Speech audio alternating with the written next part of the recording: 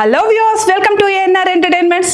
సరిపోదా total collections, Saripodhaa Sanivaaram total collections. నానికి ఎంత లాభం ఎంత నష్టం?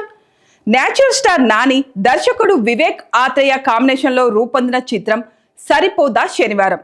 డివివి ఎంటర్టైన్మెంట్ బ్యానర్ పై ప్రముఖ నిర్మాత డివివి దానయ్య నిర్మించిన ఈ సినిమా ఆగస్టు 29న వరల్డ్ వైడ్ గా రిలీజ్ అయింది. భారీ అంచనాలతో ప్రేక్షకుల ముందుకు వచ్చిన ఈ సినిమా బడ్జెట్ ఎంత, థియేట్రికల్ రన్ లో ఎంత వసూలు చేసింది, ఈ సినిమా బ్రేక్ ఈవెన్ టార్గెట్ ఎంత, ఎన్ని కోట్ల రూపాయల లాభం వచ్చిందనే వివరాల్లోకి వెళ్తే, ప్రియాంక అరుల్ మోహన్, ఎస్జే సూర్య, మురళీ శర్మ, సాయి కుమార్ తదితరులు నటించిన ఈ చిత్రాన్ని వివేక్ ఆత్రేయ దర్శకత్వంలో ప్రముఖ నిర్మాత డివివి దానయ్య తన సొంత బ్యానర్ డివివి ఎంటర్టైన్మెంట్ పై సుమారు 100 కోట్ల రూపాయలతో నిర్మించారు.